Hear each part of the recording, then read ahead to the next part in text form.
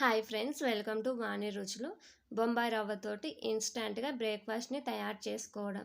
ఇది మనము దోసపిండితో వేసుకున్నంత సాఫ్ట్గా సేమ్ అదే టేస్ట్తో వస్తాయండి. ఒకసారి ట్రై చేసి చూడండి. అంతేకాకుండా మనకి ఇంట్లో టిఫిన్కి పిండి ఏమీ లేనప్పుడు ఈ విధంగా హాఫ్ అన్ అవర్లో అయిపోయే ఈజీ బ్రేక్ఫాస్ట్ని ప్రిపేర్ చేసుకోండి.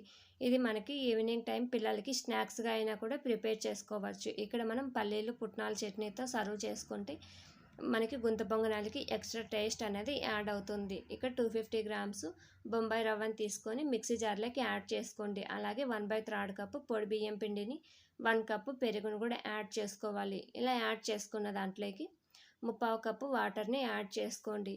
ఇవి యాడ్ చేశాక మొత్తం కలిసేటట్టు కలుపుకోవాలి. ఇక్కడ మనం పెరుగు, బొంబాయి రవ్వ యాడ్ చేసాం కాబట్టి కొంచెం గట్టి పడుతుంది.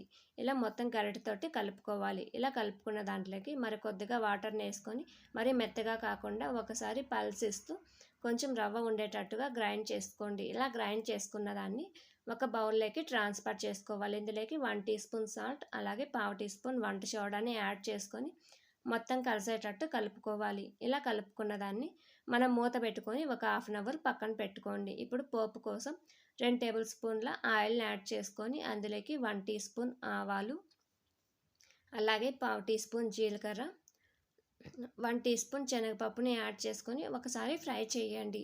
ఇలా ఫ్రై చేసుకున్న దాంట్లోకి మనం సన్నగా తరిగినటువంటి ఆనియన్స్ 1 కప్, ఇక్కడ పచ్చిమిర్చి పేస్ట్ యాడ్ చేశానండి. మనం పచ్చిమిర్చి కూడా సన్నగా కట్ చేసుకొని యాడ్ చేసుకోవచ్చు.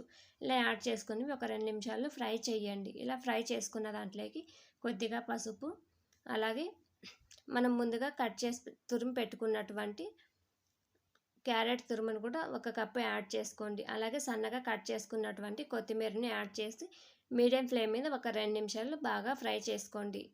ఇలా ఫ్రై చేసుకున్న దాంట్లోకి మనం ముందుగానే పిండిలోకి సాల్ట్ యాడ్ చేస్తాం కాబట్టి ఇక్కడ కొద్దిగా సాల్ట్ మాత్రం యాడ్ చేసుకొని మరొకసారి మొత్తం కలిసేటట్టు కలుపుకొని స్టవ్ ఆపేసుకొని చల్లారడానికి పక్కన పెట్టండి. పూర్తిగా చల్లారిన తర్వాత పిండిలోకి ట్రాన్స్ఫర్ చేసుకోవాలి. ఇలా పిండిలోకి ట్రాన్స్ఫర్ చేసుకున్న పోపుని మొత్తం కలిసేటట్టు గరిటెతోటి బాగా కలుపుకోండి.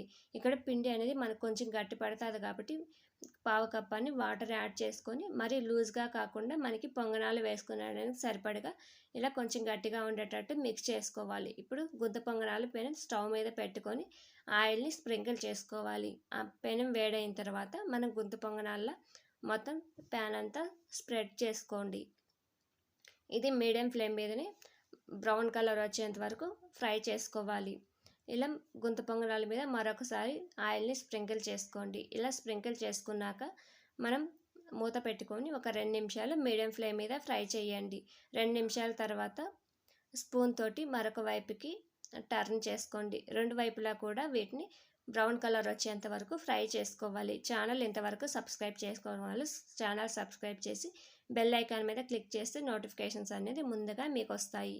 ఇలా 2 వైపులా బ్రౌన్ కలర్ వచ్చేంత వరకు కాల్చుకున్న వీటిని అప్పటికప్పుడు సర్వింగ్ ప్లేట్లోకి సర్వ్ చేసుకోండి. మనం ముందుగా ప్రిపేర్ చేసి పెట్టుకున్నటువంటి పల్లీలు పుట్నాల చట్నీతో కనుక సర్వ్ చేసుకుంటే టేస్ట్ అనేది చాలా బాగుంటుంది. ఈ వీడియో కనుక నచ్చినట్లయితే లైక్ చేయండి, షేర్ చేయండి, సబ్స్క్రైబ్ చేయండి. అలాగే మరిన్ని వీడియోల కోసం ఛానల్ని విజిట్ చేయండి.